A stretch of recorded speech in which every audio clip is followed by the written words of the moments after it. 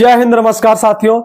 जैसा कि आप सभी लोगों को पता था कि आरपीएफ कांस्टेबल और एसआई की जो वैकेंसी थी, बड़ा बेसब्री से इंतजार था और हम सभी को जो शॉर्ट नोटिस पहले मिल चुकी थी, ठीक उसी समय पे आज 15 तारीख को उसकी ऑफिशियल नोटिस रिलीज हो चुकी है दोबारा से, जिसमें डिटेल में बताया गया है कि क्या क्या क्वालिफिकेशन चाहिए, कब पेपर होगा, कब से ऑनलाइन होंगे। तो आइए हम लोग इस वीडियो में बात करेंगे कि आपका जो आरपीएफ कांस्टेबल है उसमें क्या योग्यता होनी चाहिए, क्या फिजिकल मेजरमेंट होगा, क्या डीबी होगा, क्या आपको एज रिलैक्सेशन मिलने वाला है, आप किस कैटेगरी से अगर बिलोंग करते हैं तो कितना क्या होने वाला है, सारा कुछ, सिलेबस क्या होगा, एग्जाम पैटर्न क्या होगा, सब कुछ हम A to Z इस वीडियो में डिस्कस करने वाले हैं। तो आइए बिना किसी देरी के शुरू करते हैं अपना आज का वीडियो और जल्दी से देखते हैं कि इसकी नोटिफिकेशन क्या है। तो आपको पता है सबसे पहले कि जो आरपीएफ, एसआई और आरपीएफ मतलब रेलवे की जितनी भी भर्तियां होती है वो सेंट्रल गवर्नमेंट की भर्तियां होती हैं। तो जितनी भी आरपीएफ की या फिर रेलवे की जितनी भी भर्तियां आती हैं वो ऑल इंडिया आती हैं, पूरे इंडिया से बच्चे उसमें अप्लाई करते हैं। ठीक है दोस्त, जैसा कि हम सभी को पता था तो इसमें साफ साफ मेंशन कर रखा है भैया कि जो आरपीएफ की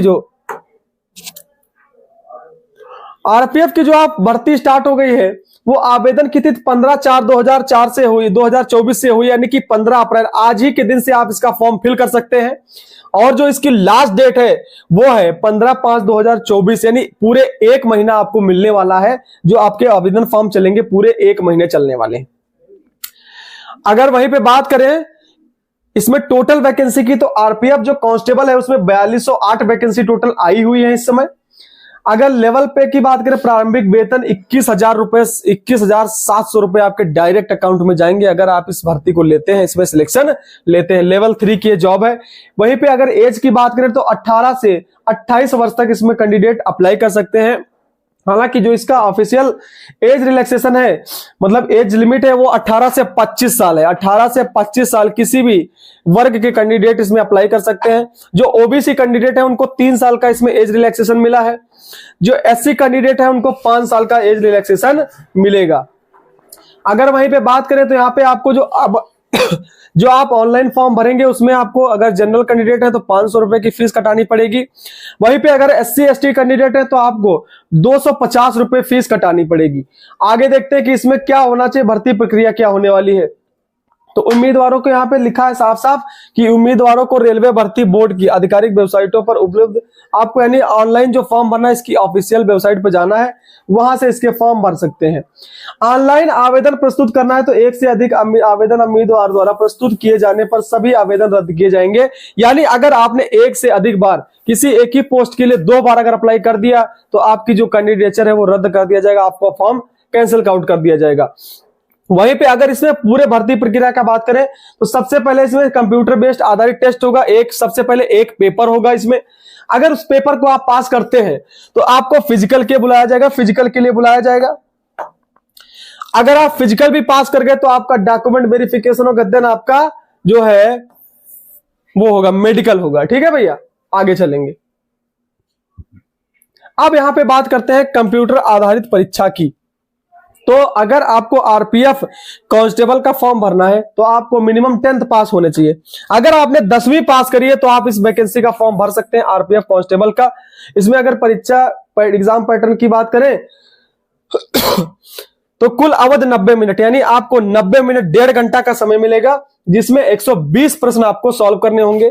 एक प्रश्न 1 नंबर का होता है और 1/3 इसमें माइनस मार्किंग भी होती है। आगे यहां चलेंगे, हम लोग जानते हैं कि इसमें डिटेल सिलेबस क्या होने वाला है।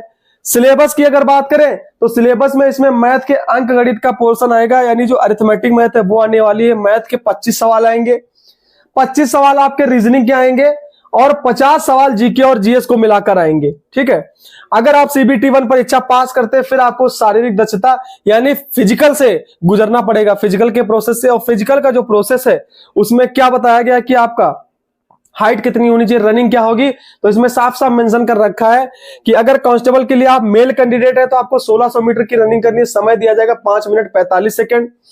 और लंबी कूद यानी लॉन्ग जंप 14 फीट आपको कूदनी पड़ेगी और हाई जंप 4 फीट कूदनी पड़ेगी अगर आप मेल कैंडिडेट हैं। वहीं पे अगर कांस्टेबल जो फीमेल कैंडिडेट है तो उनके लिए जो रनिंग है 800 मीटर है 3 मिनट 40 सेकंड में। लॉन्ग जंप जो है वो 9 फुट आपको कूदना पड़ेगा, और जो हाई जंप है, हाई जंप वो आपको 3 फुट होने वाली है फीमेल कैंडिडेट के लिए।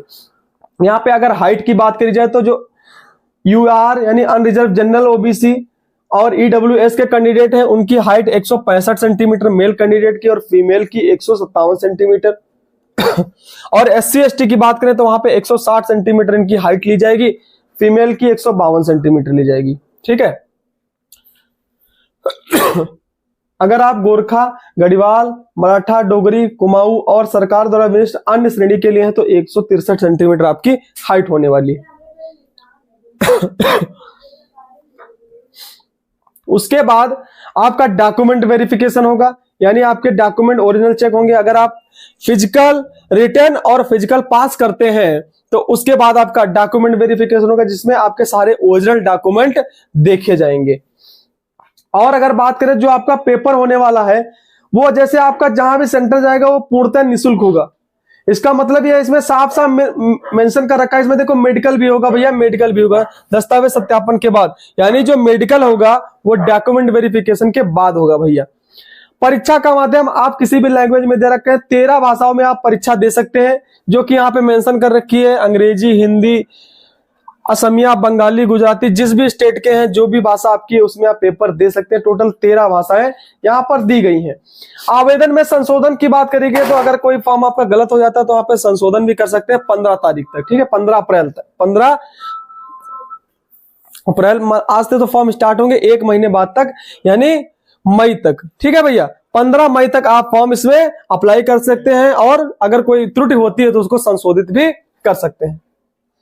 आगे चलेंगे तो आगे अगर बात करें हम, तो मैंने अभी बताया कि जो इसकी क्वालिफिकेशन चाहिए वो 10th पास आउट होने चाहिए आप, और इसमें यह बताया गया है कि किस किस वर्ग की कितनी वैकेंसी यहाँ पे दी गई है।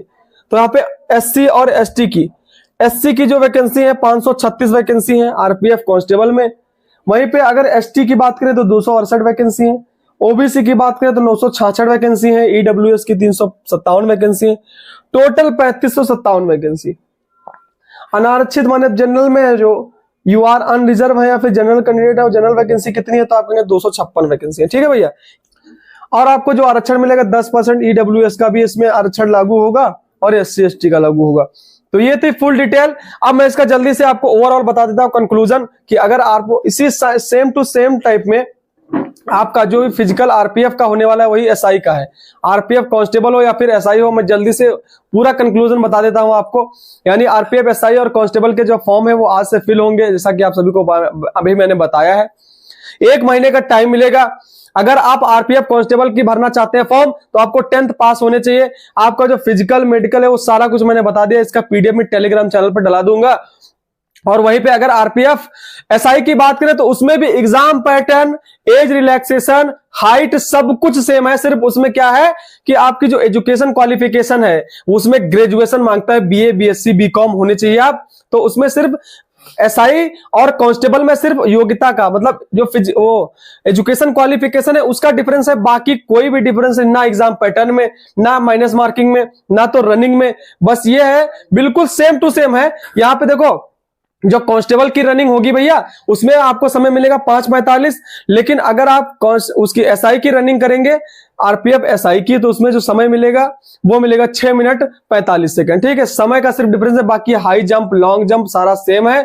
तो इसका डिटेल्ड जो इसका नोटिफिकेशन है ये आपको हमारे टेलीग्राम चैनल पे मिल जाएगा। तो उम्मीद करता हूं कि चीजें समझ में आई होंगी। और अगर आपको किसी भी प्रकार का डाउट आता है फॉर्म भरते समय तो आप कमेंट बॉक्स में हमें पूछ सकते हैं, टेलीग्राम चैनल पे पूछ सकते हैं। मिलते हैं नेक्स्ट इंफॉर्मेशन के साथ, तब तक के लिए सभी दोस्तों को जय हिंद, नमस्कार।